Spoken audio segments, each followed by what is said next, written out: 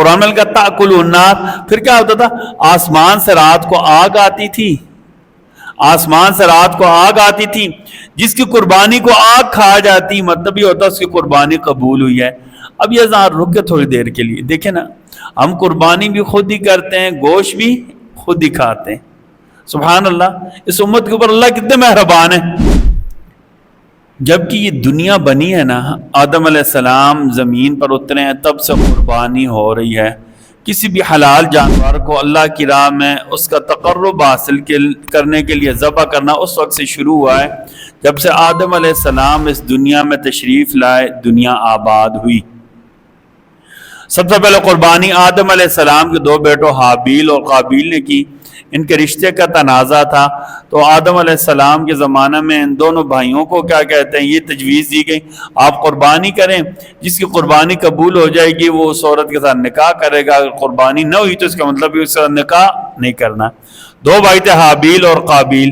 قابیل نے کچھ سبزیاں، کچھ ایسی چیزیں اللہ کی راہ میں قربانی کی نیت سے، صدقہ کی نیت سے رکھی، اور کیا کہتے ہیں حابیل نے ایک مینڈ اللہ کی راہ میں قربان کیا۔ پھر اس وقت طریقہ یہ ہوتا تھا کہ قربانی جس چیز کی جاتی ہے اس کو باہر رکھ دیتے تھے کسی مخصوص جگہ پر، ٹھیک ہے نا۔ قرآن میں لکھا تاکل النار، پھر کیا ہوتا تھا؟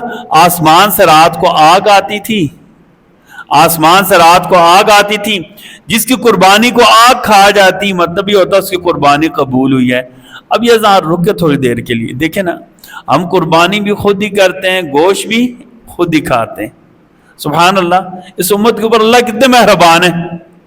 پہلی امتوں میں کیا ہوتا تھا؟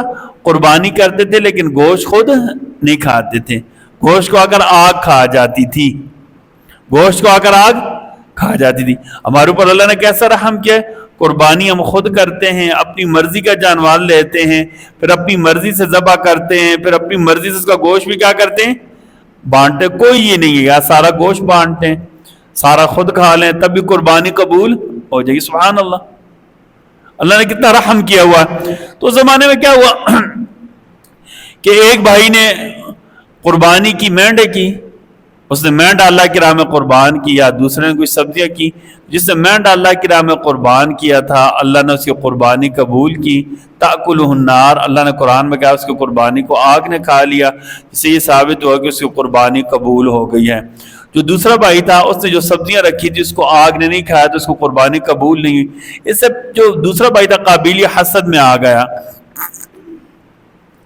اس نے کیا کہنا شروع کر دیا، میں لأقتلنک، میں تمہیں قتل کر دوں گا۔ کیوں بلا؟ کہ تیری قربانی کیوں قبول ہو گئی ہے، تیری قربانی کیوں؟ عبداللہ کو میرے پاس بلانا ضرور۔ اچھا، اسی طرح ابراہیم علیہ السلام اور اسماعیل علیہ السلام کی قربانی کا واقعہ معروف ہے کہ کیسے اللہ تعالیٰ نے ابراہیم علیہ السلام کو خواب میں بتایا آپ اپنے بیٹے کو ذبح کریں۔ سبحان اللہ، اور بیٹا بھی کون سا تھا؟ بالکل تیار تھا، صحیح نوجوان بیٹا، چلنے پھرنے کے قابل ہے، کو تو بالکل چھوٹا سا ہو۔ فلما بلغ معہ السعی، اللہ نے کہا جب بیٹا باپ کے ساتھ دوڑنے کے قابل تھا، یعنی 8 10 12 سال عمر تھی، چھوٹے بیٹا نہیں تھا۔ قال یا بنیا، ایک دن والد نے یعنی ابراہیم علیہ السلام نے اپنے بیٹے سے کہا انی ارا فی المنام، میں نے خواب میں دیکھا، انی اذبحک، میں تجھے ذبح کر رہا ہوں، فانظر ماذا ترى، فانظر ماذا ترى، تیرا کیا خیال ہے۔ اس سے ایک بات ثابت ہوتی ہے کہ اولاد سے بھی جو ان کے متعلق کام ان سے مشورہ کرنا چاہیے، بچے کو اتار چڑھاؤ اونچ نیچ سمجھانا ہے ساتھ، اور بچوں سے کیا کہتا ہے مناسب کاموں میں ان کے متعلق جو مشورہ کرنا ہے۔ تو ابراہیم علیہ السلام نے اپنے بیٹے سے مشورہ کیا۔ ہماری بات کہاں سے شروع ہوئی تھی کہ قربانی ابراہیم علیہ السلام نے اپنے بیٹے کی لیکن ساتھ اپنے بیٹے سے کیا کیا ہے، مشورہ کیا ہے۔ انی ارا فی المنام، بیٹا میں نے خواب دیکھا ہے، انی اذبحک، میں تجھے ذبح کر رہا ہوں، فانظر ماذا ترى، فانظر ماذا ترى، بیٹا تیری کیا رائے ہے جو میں نے دیکھا ہے۔ اب بیٹا بھی تھا ابراہیم علیہ السلام کا، نبی تھے وقت، انہوں نے کہا یا ابت افعل ما تؤمر، ابا جی جس کا حکم ہو وہ آپ کار گزریں، مجھے کوئی اعتراض نہیں کرے. ستجدنی انشاءاللہ من الصابرین، اللہ نے چاہا تو جیسے پچھلے لوگوں نے صبر کیا، ہمارے باپ دادا نے صبر کیا، ہم نبیوں کی اولادیں، تو ایسے میں بھی صبر کرنے والوں میں سے ہو جاؤں گا. اب یہاں سے ایک بات سن، بیٹھ رہے کہ میں صبر کروں، میں نے کہا پچھلوں نے بھی صبر کیا، اگر میں نے صبر کیا تو کوئی بڑی بات نہیں. اس سے پہلے بھی لوگوں پر بہت زیادہ تکلیفیں آئی ہیں، لوگوں نے تکلیفیں برداشت. اس سے کیا ثابت ہوتا ہے؟ کسی کے اوپر کوئی تکلیف یا آزمائش آ جائے تو یہ بھی دیکھنا ہے کہ مجھ سے پہلے یا میرے ساتھ کے کتنے لوگ ہیں اس سے زیادہ تکلیفوں میں مبتلا ہیں، میرے ساتھ کے لوگ مجھ سے زیادہ کمزوریوں میں مبتلا ہیں. میں نے کیا کرنا ہے؟ مناسب طریقے سے اس بیماری سے، اس تکلیف سے کیا کرنا ہے؟ مقابلہ کرنا ہے اور اپنے آپ کو بچانے کی کوشش کرنی ہے. مسلط بھی نہیں کرنا اپنے اوپر، اور بالکل کیا کہتے ہیں عدم توجہ بھی نہیں، یعنی کوئی ہو جا ہوتا رہتا ہے، نہیں، مناسب طریقے سے.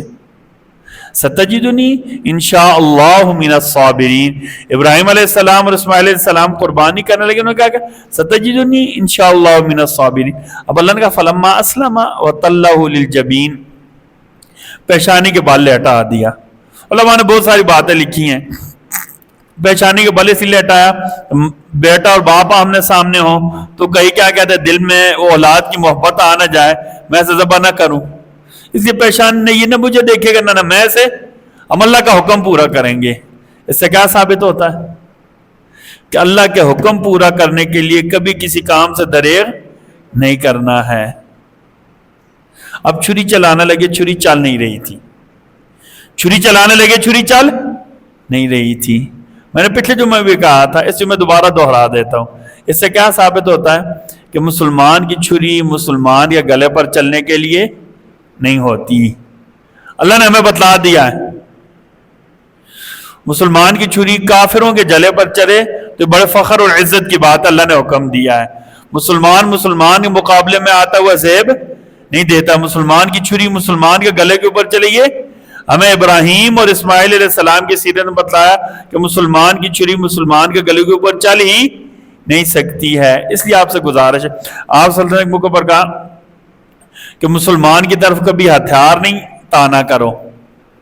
مذاق میں بھی ایک مسلمان دوسرے مسلمان کے اوپر ہتھیار نہیں تانے، ہتھیار سے اشارہ ان ساری باتوں سے مسلمان کی اور آپس میں جو رشتہ دار ہیں یا جو ایک دوسرے کے تعلق دار ہیں ان کی عزت کا پتہ چلتا ہے کہ ایک دوسرے کی عزت کا اور جان اور مال کا کیا کرنا ہے؟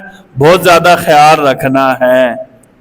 مسلمان کیا ہوتا ہے؟ مسلمان کا تحفظ کرنے والا ہوتا ہے. ابراہیم علیہ السلام اپنے بیٹے کے گلے پر چھری چلا رہے تھے لیکن چھری چل نہیں رہی تھی، یہاں تک کہ جبرائیل امین مینڈا لے کر آ گئے. ہمیں پتہ چلا کہ مسلمان کی جان کی حفاظت کرنے والا ہوتا ہے، مسلمان کی جان کو نقصان پہنچانے والا. پھر اللہ نے اس کے بدلے مینڈا بھیج دیا کہ جو مسلمان کی جان کی حفاظت کرے گا اللہ اس کو دنیا میں بھی اور آخرت میں نواز کر رکھ دیں گے. جو مسلمان کی جان کی حفاظت کرے گا، مسلمان کی جان کے درپے نہیں ہوگا، مسلمان کی جان کو نقصان نہیں پہنچائے گا، اللہ اس کی نسلوں کو بھی نواز کر رکھ دیں گے.